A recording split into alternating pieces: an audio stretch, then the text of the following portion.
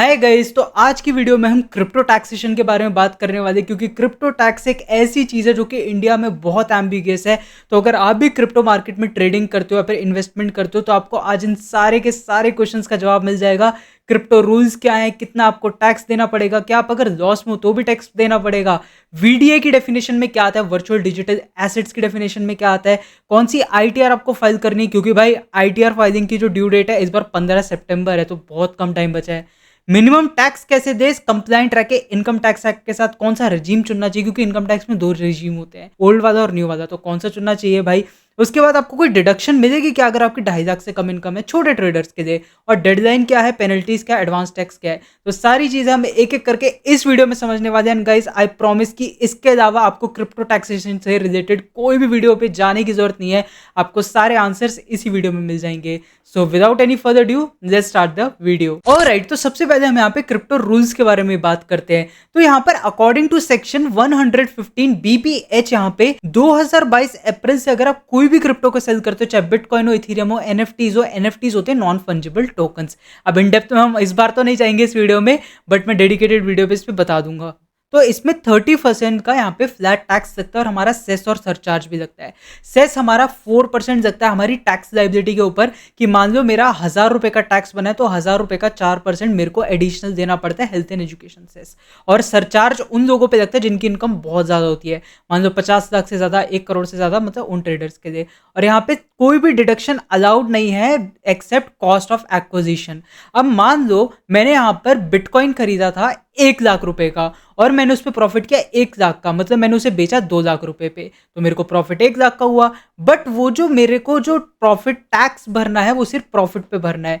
तो मैंने 1 लाख का खरीदा, 2 लाख पे बेचा, 1 लाख का मेरे को प्रॉफिट हुआ, तो मैं 1 लाख के प्रॉफिट पे 30% का टैक्स भरूंगा जो कि 30,000 रुपए बन जाएगा, वही लिखा है। अब यहाँ पे एक एग्जांपल लिखा है, अगर मैंने बिटकॉइन को 1 लाख का खरीदा और 1.5 लाख का बेचा तो मेरा 50,000 का प्रॉफिट हुआ, और 50,000 पे मेरा 15,000 रुपए का वो टैक्स बना, और यहाँ पे मैंने 4% का सेस दिया जो कि मेरी टैक्स लाइबिलिटी 15,600 आ गई। तो मोटा मोटा 115 बीबीएच हमें यही कहता है कि क्रिप्टो करेंसी को अगर आप सेल करते हो तो आपको 30% का टैक्स लगेगा और उसमें कोई भी आपको सेट ऑफ नहीं मिलेगा एक्सेप्ट कॉस्ट ऑफ एक्विजिशन, मतलब जितने पे आपने खरीदा है उसको छोड़ के आपको कोई भी यहाँ पर एग्जेम्पशन या फिर डिडक्शन नहीं मिलेगी।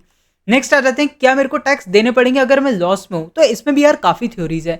तो अगर आप देखोगे, loss from crypto can not be set of against salary, shares और कैरिड फॉरवर्ड। अगर आपको एक क्रिप्टो में लॉस हुए तो आप कभी भी उसको सेट ऑफ नहीं कर सकते दूसरी किसी क्रिप्टो के साथ। तो इसमें सिंपल सी बात यही लिख रखी है कि आपको अगर क्रिप्टो में लॉस हुआ, शेयर मार्केट में प्रॉफिट हुआ है, तो उसको आप सेट ऑफ नहीं कर पाओगे क्योंकि शेयर मार्केट के इनकम में ऐसा होता है कि अगर आपको किसी शेयर में प्रॉफिट हुआ और किसी शेयर में लॉस हुआ तो आपको उसको नेट ऑफ करके अपने नेट प्रॉफिट पे टैक्स भर सकते हो, पर क्रिप्टो मार्केट में वैसा बिल्कुल नहीं होता।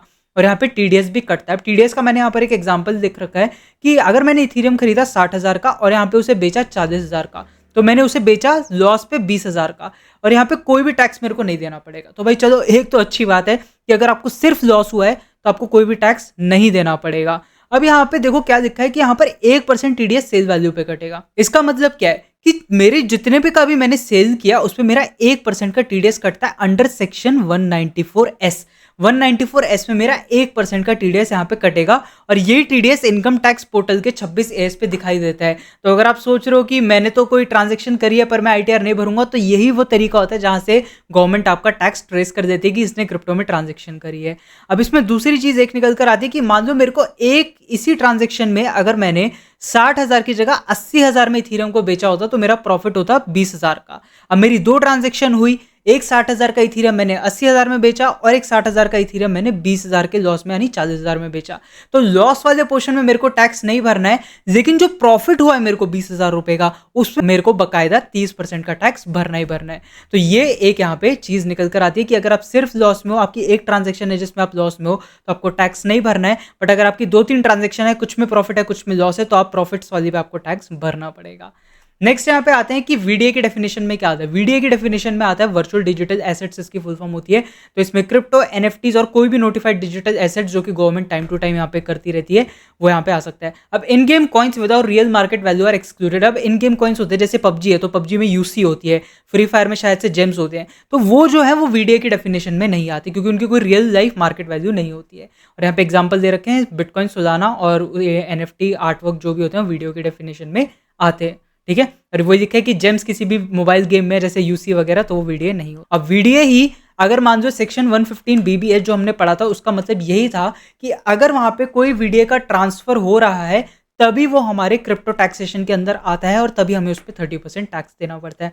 ये 30% भी बच सकता है, उसके भी काफ़ी तरीके हैं, बट अगेन वो भी काफ़ी सब्जेक्टिव है। सीए टू सीए वो वेरी करते हैं, कुछ सीएज उसको 30% मानते हैं, कुछ उस पर नेट ऑफ करके देते हैं, तो उसकी भी हम बात करते हैं। नेक्स्ट हमारी चीज़ निकल कर आती है ITR 2 और ITR 3 में से मेरे को कौन सी फाइल करनी चाहिए। अब आप समझो इसके दो पहलू हैं।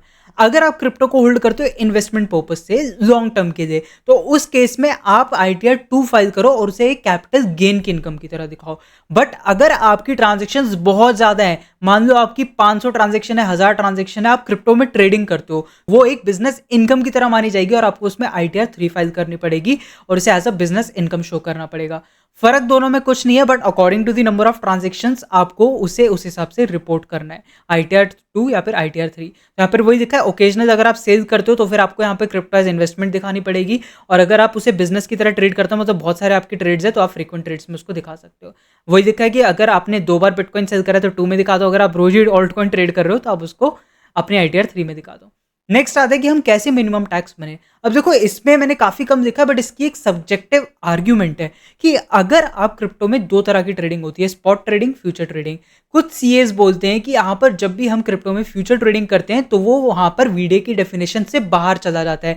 मतलब क्योंकि आपको भी ये चीज पता होगी कि जब भी हम फ्यूचर्स मार्केट पे ट्रेडिंग करते हैं तो वहां पर हम एग्जैक्टली यहाँ पे कॉइन्स ट्रेड नहीं कर रहे हैं, हम उनके परपेचुअल कॉन्ट्रैक्ट्स को ट्रेड कर रहे हैं। तो उस हिसाब से वो वीडियो की डेफिनेशन से बाहर चला जाता है एंड हम वहां पे अपनी स्लैब रेट के हिसाब से टैक्स भर सकते हैं एंड वहां पे अपने एक्सपेंसेस भी क्लेम कर सकते हैं एज अ बिजनेस इनकम उसको दिखाकर। तो यहाँ पर ये फायदा मिलता है अगर आप क्रिप्टो में फ्यूचर्स ट्रेडिंग करते हो। और ज्यादातर लोग जो ट्रेडिंग करते हैं वो फ्यूचर्स में ही करते हैं, तो वहां पर वो अपने सीए से कंसल्ट करके ये चीज पूछ सकते हैं।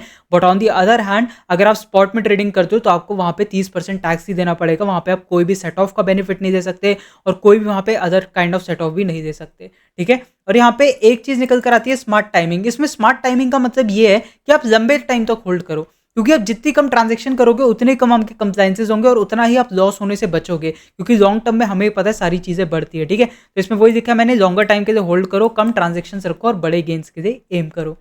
तो नेक्स्ट यहाँ पे चलते हैं। अब मेरे को नेक्स्ट क्वेश्चन आता है, ओल्ड रेजिम चुननी चाहिए कि मेरे को न्यू रेजिम चुननी चाहिए। तो यहाँ पर गाइस एक चीज है कि आपको, मेरे हिसाब से अगर आप एक छोटे ट्रेडर हो तो आपको ओल्ड रेजिम चुननी चाहिए, क्योंकि ओल्ड रेजिम में आपको 12,500 तक टैक्स नहीं देना। आपको वहां पे जो रिबेट मिलती है 87A की रिबेट मिलती है वो आपको मिल जाती है, तो 12,500 तक का आपका टैक्स जीरो हो जाता है, उसके आपको कुछ भी नहीं देना पड़ता और जो भी आपका टीडीएस कटा होगा वो भी आपको मिल जाएगा। तो अगर आप छोटे ट्रेडर हो, अगर आपकी इनकम एक स्पेसिफिक थ्रेशोल्ड से कम है और आपका टैक्स 12,500 से कम बन रहा है तो आपको कोई भी टैक्स देने की वहां पे जरूरत नहीं है, तो ओल्ड रेजिम बेटर रहेगी। बट न्यू रेजिम में वीडीए के इनकम के अगेंस्ट यहाँ पे कोई भी आपको रिबेट नहीं मिलेगी। तो आई वुड सजेस्ट कि अगर आप एक छोटे ट्रेडर हो तो आप हमेशा ओल्ड रेजिम की तरफ जाओ। तो यहाँ पर एक और चीज है कि मेरे को कोई डिडक्शन मिलेगी अगर मेरी इनकम 2.5 लाख रुपए से कम है, तो इसका सिंपल आंसर है कोई भी आपको डिडक्शन नहीं मिलेगी अगर आपकी इनकम 2.5 लाख रुपए से कम है। सिंपल सी बात यह है कि अगर आपको यहाँ पे रिबेट जरूर मिलती है बट डिडक्शन आपको कॉस्ट ऑफ एक्विजिशन को छोड़ के कोई भी यहाँ पे डिडक्शन नहीं मिलती वीडियो के केस में, क्योंकि एक स्पेशल रेट ऑफ इनकम मानी जाती है जिसपे 30% का फ्लैट टैक्स बनता है, ठीक है। तो यही था गाइज, यही सारी चीजें थी जो मेरे को आपको बतानी थी क्रिप्टो टैक्सेशन से रिलेटेड। मैंने आपको सारी चीजें एक्सप्लेन कर दी। अगर आपको भी क्रिप्टो अपनी ITR फाइलिंग से लेकर कोई भी डाउट है करिए तो आप हमारे व्हाट्सअप नंबर पे कांटेक्ट कर सकते हो, जो भी आपको फ्लैश करा दिया जाएगा। बाकी क्रिप्टो टैक्सेशन में यही सारे रूल्स है, बहुत स्ट्रेट फॉरवर्ड सी बात है। मैं अगर आपको कंक्लूड भी करूँ तो मैंने आपको यहाँ पे पूरा क्रिप्टो के रूल समझाए 115 BBH के। उसके बाद हमने आपको यहाँ पर नीचे जाके ये भी बताया कि आपको लॉस सेट ऑफ नहीं कर सकते और एग्जांपल भी देकर बताया कि टीडीएस कैसे कटता है, कहाँ दिखता है। वो 26AS जो है वो आप अपने ITR पोर्टल पे जाके चेक कर सकते हो। फिर हमने वीडियो की डेफिनेशन में क्या क्या था वो देखा, फिर देखा कि ITR 2 फाइल करनी चाहिए कि 3 फाइल करनी चाहिए, वो भी हमने समझा। उसके बाद यहाँ पे हम मिनिमम टैक्स कैसे भरे, तो मैंने आपको बताया कि आप उससे थोड़ा लंबा एम रखो और वहाँ पे अपने प्रॉफिट्स को मैक्सिमाइज करने का ट्राई करो।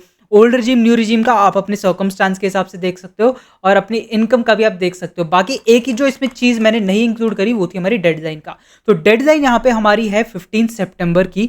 इस बार की जो ITR फाइलिंग ड्यू डेट है वो 15 सितंबर की है, तो 15 सितंबर की आपकी डेडलाइन है।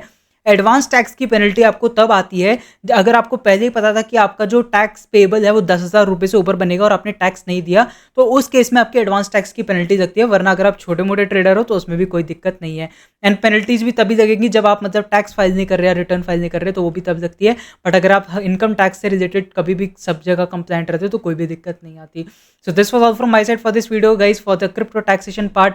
नेक्स्ट वीडियो में हम यहाँ पे प्रैक्टिकल एक आईटीआर उठा के भी फाइल करने का मैं आपको प्रॉपर दिखाऊंगा कि आप कैसे फाइल कर सकते हो, एंड आप खुद भी आप इस चीज़ को सीख सकते हो for your benefit. So this was all from my side guys, will meet up in the next one. तब तक बाय बाय गाइस, ध्यान रखो, take care and keep investing.